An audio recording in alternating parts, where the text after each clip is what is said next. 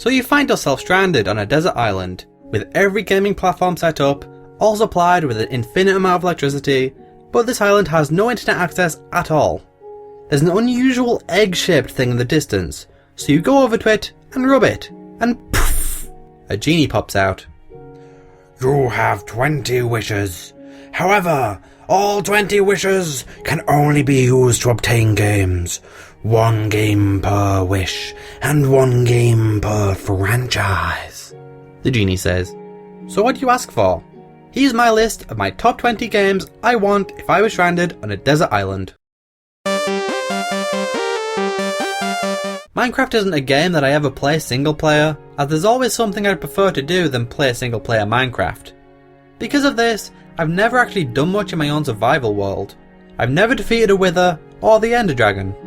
Being stuck on a desert island would provide me with the motivation to finally kill both, and once I've finished with that, I can proceed to building one of the many structures I've always wanted to see yet haven't been bothered to build myself. It's the perfect situation to be motivated enough to start such extravagant structures. Minecraft would also allow me to design my own games within the game.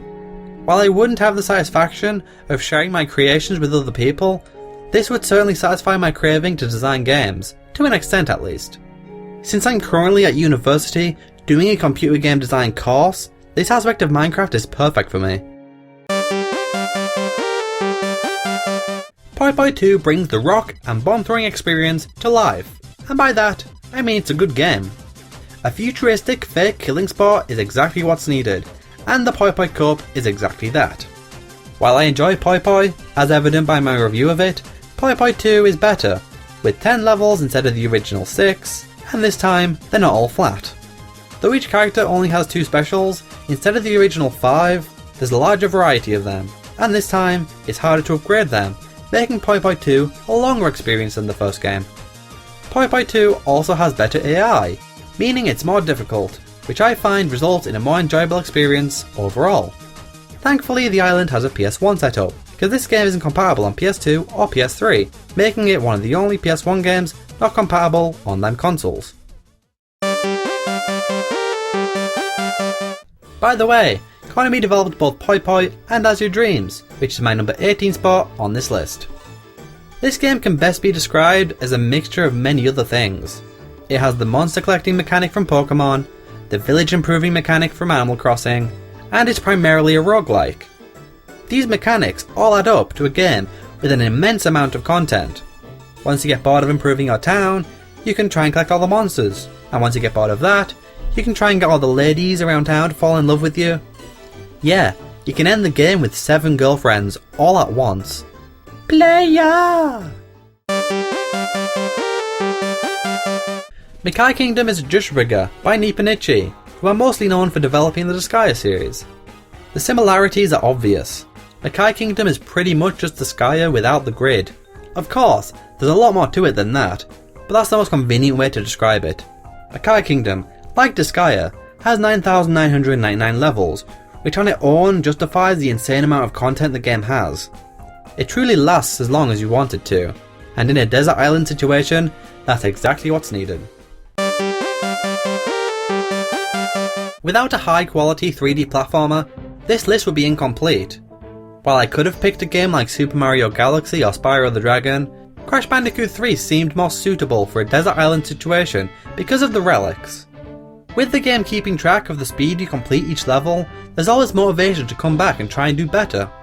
As an avid speedrunner, I find this to be extremely enjoyable, and as a result, would keep me amused on the island. Shamefully, I haven't really played the main Kingdom Hearts games, but I promise that'll change once 1.5 Remix is released. It just looks like a game I can personally invest a lot of time into, and therefore, it's desert island worthy. Evidently, I'm not the greatest person at explaining why this is a good choice, so I asked Teal Game Master to help me out with this one. There's a lot to love about Kingdom Hearts. Its story is unique, being set in the realm of Disney, and is at some points unpredictable. There's a different feeling you experience with each new world, possibly due to nostalgia, but also definitely due to how they designed each world to feel, look, and be different. The original worlds pull this off too, specifically Hollow Bastion. Hollow Bastion is a world that truly makes you realise, yeah, I'm completely fucked. The devastating music, the crumbling scenery, all of this makes you realise you're coming to the end of your journey, and that's a great thing. Our characters are lovable, even the evil characters, and you learn to experience what they are experiencing alongside them. You feel their pain, their losses as they get handed to them by the darkness. The gameplay's pretty amazing too. What's not to love about hitting Heartless with a Keyblade? The different abilities which make you stronger allow you to do different combos, making the gameplay fresh. Finally, I want to talk about the music. Quite honestly, I think the music's perfect. It captures the feel of the worlds and the moods they have. With boss themes and endgame themes that'll send a chill down your spine, this is definitely a recipe for success. If you ever find yourself trapped on a desert island, Kingdom Hearts is the game for you. The characters get off the island, so why can't you? False hope is lovely, isn't it? Because, let's face it, you are never leaving.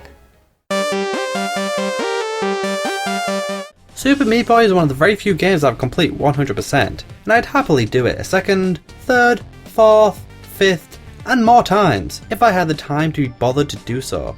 For example, if I was stuck on a desert island. There's also a speedrunning element present on each level which I'd be able to compete against myself on, which would keep me entertained infinitely.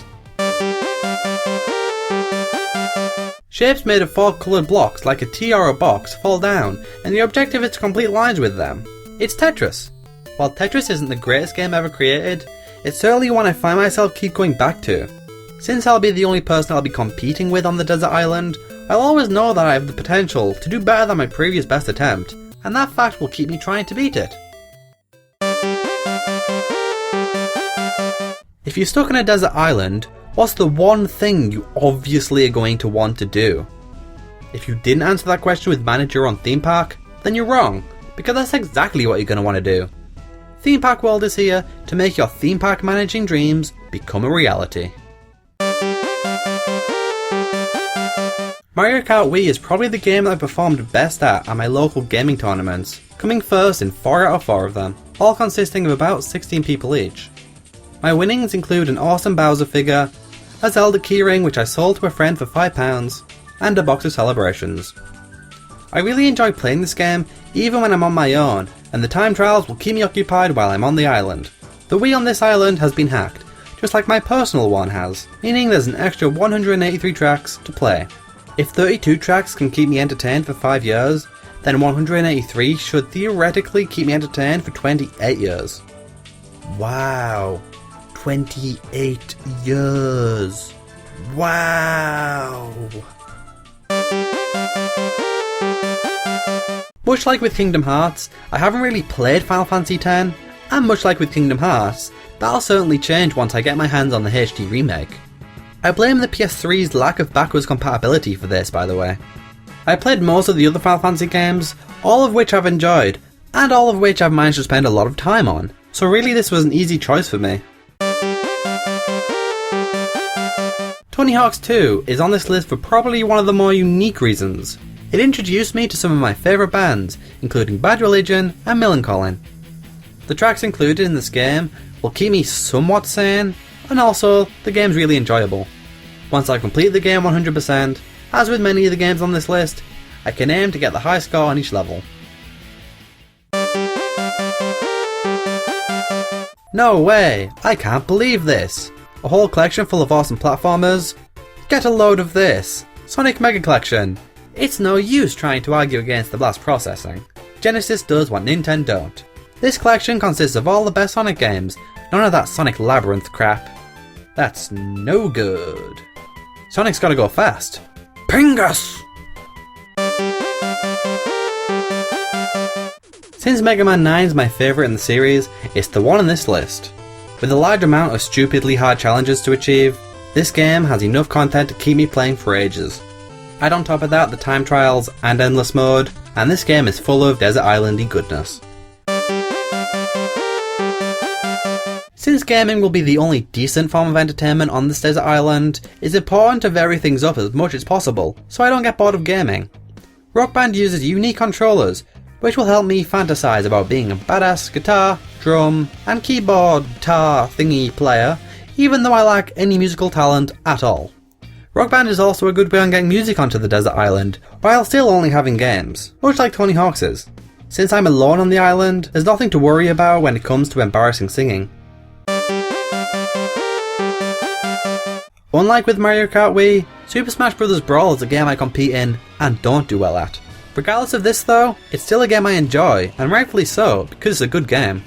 While many argue Melee would be a better choice, I'm just used to how Brawl feels. I'm used to its slowness, and therefore, to me, it's not slow. I find Melee to be really fast, but that's just because I'm not used to it. Since I'm not that good at Brawl, I'll always have something more challenging to complete, which will result in the game remaining playable forever. Honestly, I'll never complete anything on the intense difficulty, even with a lifetime of trying. While VVVVVV doesn't have an amazing amount of content, I've still managed to play it for an insane amount of time. 32 hours on Steam, 17 hours on the 3DS, and many, many more running the game off my USB when I should be doing work. I've completed the game well over 50 times, simply setting myself my own goals. The most common one being any amount of trinkets, no gravitron skip, speedrun. Here's a screenshot of my record. I'm not likely to stop trying to beat this record anytime soon, but anyone who can beat this, please post it as a video response because I'd like to see it a lot. The Binding of Isaac is one of the few games which people on YouTube have managed to create series consisting of over 100 videos. Since these people are good at the game, and I suck at it, it should theoretically last me a lot longer than them. This, along with the fact that the game is randomly generated, making for a different experience every time you play it, means the game should remain fun to play forever. Pokemon is a game series I put the most hours into playing, and since Soul Silver is my favourite in the series, that's the one I want on the desert island with me. Being stranded would be the perfect situation to be in to motivate me to actually finally bother to catch them all. Once I've done that, I can proceed to obtaining the greatest team possible, using the sand to keep track of my Pokemon's EVs, because that's a reliable method. Disgaea 1, 2, and 4 are my top 3 games of all time, and for some reason, I didn't get far into 3. That's why Disgaea 3 is on this list. This game allows you to get your character's level to 9,999, and with a crazy amount of things to do, which you can hear more about in my Disgaea 1 review, this game will keep me amused 5 ever. That's more than 4 ever. This game is without question the number 1 game I'd want to have on a desert island. When Disgaea D2 is released though, I'm sure that'll take that title. With all these awesome games to play, this desert island is beginning to seem rather appealing actually. Maybe some of my choices weren't the greatest, so I've asked a lot of awesome people what their number 1 choice would be, and this is what they said. Fallout, Gary's Mod, GTA, Minecraft, Chrono Cross, Tetris, Animal Crossing, Tetris, Spelunky, Alan Wake, Kingdom Hearts 2, Fire Emblem, Morrowind, Dark Souls, Animal Crossing, Faster Than Light, Paper Mario 2, Breath of Fire 4, Animal Crossing New Leaf, Pokemon, Silent Hill 2, Kingdom Hearts, The Binding of Isaac, Paper Mario Thousand Year Door, Animal Crossing New Leaf, Civilization 5, Devil May Cry HD Collection, Dark Souls, Pokemon Black 2, Total Annihilation, Super Smash Bros. Brawl, Super Mario Galaxy, The Legend of Zelda Collector's Edition, Roller Coaster Tycoon.